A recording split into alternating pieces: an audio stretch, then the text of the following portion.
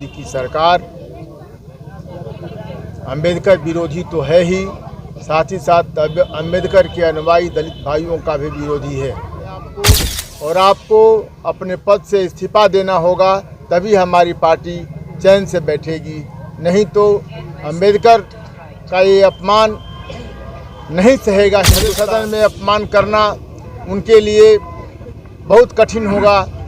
जो उन्होंने अपमान किया है वो देश के सामने क्षमा याचना मांगना होगा और साथ ही साथ अपने पद से इस्तीफा देना होगा, तभी हमारी पार्टी चिराग पासवान जी दलित से नेता आते हैं। ऐसे दलित के नेता चिराग पासवान जी जो बने हैं, उनको भी शर्म आनी चाहिए कि दलितों का अपमान हो रहा है उनके दल में और उनके गठबंधन में, और वो चुपचाप बैठे हुए। हमारे बक्सर जिले के सम्मानित प्रेस बंधुओं को दिल की गहराइयों से जिला कांग्रेस कमेटी को तरफ से इटाढ़ी के नाथद्वारा में नाथपुर में आयोजित राजपुर विधानसभा के माननीय विधायक यशस्वी लोकप्रिय विधायक विश्वनाथ राम जी के क्षेत्र में प्रेस वार्ता में आप सभी का दिल की गहराइयों से धन्यवाद। मित्रों, आज का प्रेस वार्ता का उद्देश्य भारत के संसद में, जो कि संसद मंदिर के रूप में है, उस मंदिर में देश के गृह मंत्री द्वारा बाबा भीमराव अंबेडकर जी के कड़े शब्दों में जिस तरह से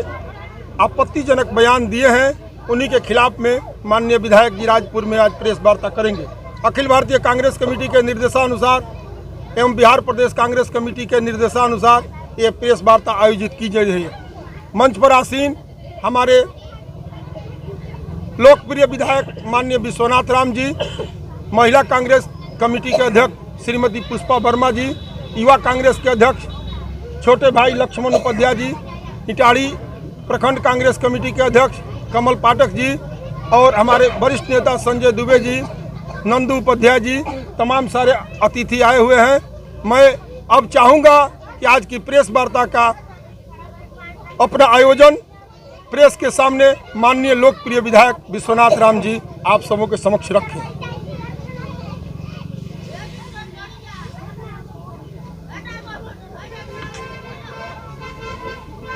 बहुत बहुत धन्यवाद आप सभी press media, electronic media, print media के सभी पत्रकार बंधुओं को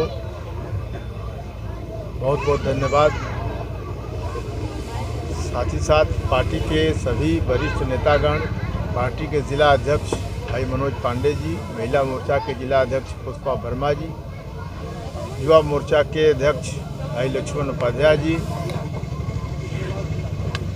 हमारे इटाढ़ी मंडल के अध्यक्ष भाई कमल पाठक जी, संजय दुबे जी, सम्मानित सभी जनता जनार्दन। आज देश के सामने बहुत विकट स्थिति है। एक तरफ पहले से कहा गया है कि लोकतंत्र में विधानसभा और लोकसभा ये मंदिर है और उस मंदिर में, लोकसभा में, लोकतंत्र के मंदिर लोकसभा में, जहां देश के गृह मंत्री अमित शाह जी का बयान जो अंबेडकर जी के खिलाफ, डॉक्टर भीमराव अंबेडकर जी के खिलाफ जो आता है, ये साफ दर्शाता है कि भारतीय जनता पार्टी और नरेंद्र मोदी की सरकार अंबेडकर विरोधी तो है ही, साथ ही साथ अंबेडकर के अनुयायी दलित भाइयों का भी विरोधी है। अंबेडकर जी में हम लोगों की आस्था है। हमारे पार्टी के शीर्ष नेतृत्व राहुल गांधी जी ने जो संविधान की चर्चा बार बार करते हैं कि हम संविधान से चलेंगे, हम भी बार बार लोग, हमारे पार्टी के लोगों का यह स्पष्ट निर्देश है और स्पष्ट कहना है कि हम संविधान से चलेंगे, संविधान से ही देश चलता है। लेकिन अमित शाह का जो बयान लोकसभा में आता है कि अंबेडकर क्या आप लोग लगाए रखे हैं, राम का नाम जपिए, भगवान का नाम जपिए। मैं स्पष्ट तौर पर कहना चाहता हूं वैसे घोर अंबेडकर विरोधी अमित शाह को कि ऐसी निंदनीय देश के लिए निंदनीय है आपको, और आपको अपने पद से इस्तीफा देना होगा, तभी हमारी पार्टी चैन से बैठेगी। नहीं तो अंबेडकर का ये अपमान नहीं सहेगा हिंदुस्तान। किसी भी कीमत पर हम दलित भाइयों के सम्मान तभी बरकरार है जब अंबेडकर जी का मान सम्मान बरकरार है। अंबेडकर जी ने जो हमें संविधान दिया, उसी संविधान से देश चलता है। संविधान राम भगवान और दुर्गा जी के नाम पर नहीं चलता, और अंबेडकर जी के बनाए असूलों को, बनाए संविधान पर ही हमारा देश चलता है। और लोकसभा में एक तरफ बैठकर अमित शाह जहां भगवान राम की दुहाई देते हैं, भगवान की दुहाई देते हैं, लेकिन उनको ये पता नहीं कि हम जिस कुर्सी पर हैं वो कुर्सी संविधान से चलती है, और वो लोकसभा का मंदिर है वो संविधान से चलता है। राम का नाम जपने के लिए हमारे देश में साधु संत महात्मा लोग बहुतेरे बैठे हैं, बहुतेरे लोग साधु संत लोग भगवान का नाम उपासक लोग करते हैं, लेकिन अंबेडकर जी का नाम घोर सदन में, भरे सदन में अपमान करना उनके लिए बहुत कठिन होगा। जो उन्होंने अपमान किया है वो देश के सामने क्षमा याचना मांगना होगा, और साथ ही साथ अपने पद से इस्तीफा देना होगा, तभी हमारी पार्टी सुखचैन से बैठेगी। हम लोग बार बार कहते हैं कि अंबेडकर जी ने जो हमें मूल रूप से संविधान दिया, संविधान के रचयिता अंबेडकर जी, यदि हम लोकसभा और विधानसभा एक मंदिर है तो मंदिर के पुजारी हम सब हैं, जो जनप्रतिनिधि हैं, लेकिन मंदिर के भगवान संविधान के निर्माता डॉक्टर भीमराव अंबेडकर हैं, जिन्होंने मंदिर को चलाने में, संविधान को चलाने में, संविधान को बनाने में जो अहम भूमिका निभाई।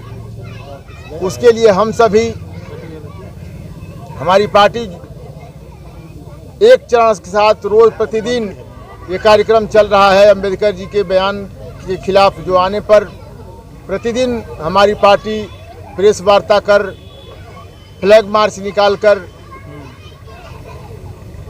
अमित शाह का विरोध कर रही है, भारतीय जनता पार्टी का विरोध कर रही है। अब खास तौर पर मैं मीडिया भाइयों बंधुओं से आग्रह करना चाहेंगे कि ये लड़ाई जो है बहुत, हम लोग तह जाकर जनता को प्रचार प्रसार करके ये अवगत कराएंगे कि ऊपर बैठा केंद्र में नरेंद्र मोदी की जो सरकार है वो अम्बेडकरवादी, घोर विरोधी है अम्बेडकरवादी का। हम लोग जब संविधान विधानसभा चलता है तो हम लोग अम्बेडकर का नाम करते हैं, जय भीम का नाम लेते हैं, लेकिन एक तरफ जब सामने बैठे हुए सत्ता पक्ष के लोग विधानसभा में भी बोलते हैं कि जय श्री राम, जय श्री राम, और हम लोग कहते हैं जय भीम, जय भीम। तो भीम का नाम लेने में इतना बर्दाश्त उन लोगों को नहीं हो पाता है कि जय भीम हम भी अपने मुंह से जय भीम का नाम शब्द का नाम लें, ऐसा भारतीय जनता पार्टी से नहीं हो पाता। वो केवल प्रभु श्री राम का नाम जपती है। प्रभु श्री राम का नाम संविधान में नहीं, लोकतंत्र में नहीं, प्रभु श्री राम का नाम जपते हैं लोग घर में, लेकिन अंबेडकर जो हम लोग संविधान चलाने चले हैं, देश को चलाने चले हैं, देश को मजबूत स्थिति में ले जाने चले हैं, तो अंबेडकर के विचारों पर चलेगा, अंबेडकर जी के संविधान से चलेगा। और अब संविधान सुरक्षित तभी रहेगा जब संविधान के बनाने वाले लोग का सम्मान होगा। संविधान के बनाने वाले लोगों का सम्मान जब तक नहीं होगा तब तक हम समझते हैं कि हमारा देश जिस तरह पहले गुलाम था वो आज भी वो गुलाम करने की स्थिति में भारतीय जनता पार्टी के लोग पड़े हैं। इसीलिए उनकी जो पहले से वो कहते थे कि 400 पार 400 पार, उसका एक ही जुमला था कि हम संविधान को पलट देंगे, संविधान को समाप्त कर देंगे और नया एक संविधान लाएंगे, नया एक कानून जय श्री राम के नाम से इतिहास रचेंगे और जय श्री राम का नाम ही घोषणा करेंगे। लेकिन देश की जनता सर्वोपरि है, देश की जनता जानती है कि अंबेडकर के बनाए असूलों से ही हमारा संविधान चलेगा, नहीं तो भारतीय जनता पार्टी मनुवादी व्यवस्था के लोग ये संविधान के बदलने की स्थिति में हैं।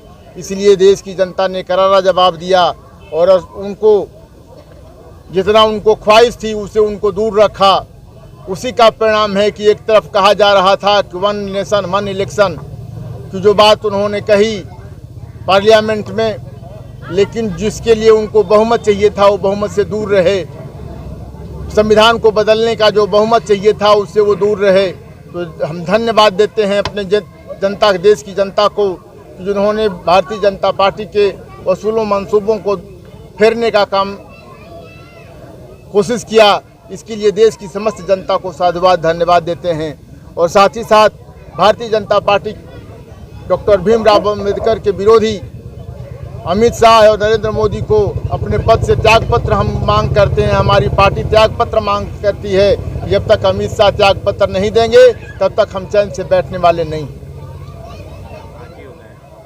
ये ले भी कहते हैं कि हम अम्बेडकर को मानने वाले हैं, लेकिन अभी तक इन लोगों का कोई जवाब नहीं आया अमित कुमार शाह के खिलाफ। अब तो आप समझ सकते हैं, यदि हम अम्बेडकर को मानते हैं तो हम आपके बीच में हैं, चौक चौराहे पर हैं, दलित के बस्तियों में हैं, दलित के साथ हैं।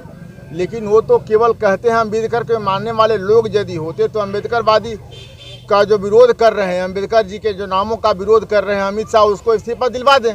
यदि सही मायने में वो सचेतक हैं, जानते हैं, शुभचिंतक हैं अम्बेडकरवादी लोगों को। तो नीतीश कुमार जी का जो बयान, भारतीय जनता पार्टी के जो शुभचिंतकों का बयान, चिराग पासवान जी दलित से नेता आते हैं, ऐसे दलित के नेता चिराग पासवान जी जो बने हैं, उनको भी शर्म आनी चाहिए कि दलितों का अपमान हो रहा है उनके दल में और उनके गठबंधन में, और वो चुपचाप बैठे हुए हैं। उनको तो शर्म आनी चाहिए कि अम्बेडकरवादी जो विचार के लोग हैं आज सड़क पर हैं, अम्बेडकरवादी के साथ ये कहते हैं कि अम्बेडकर तेरा अपमान नहीं सहेगा हिंदुस्तान।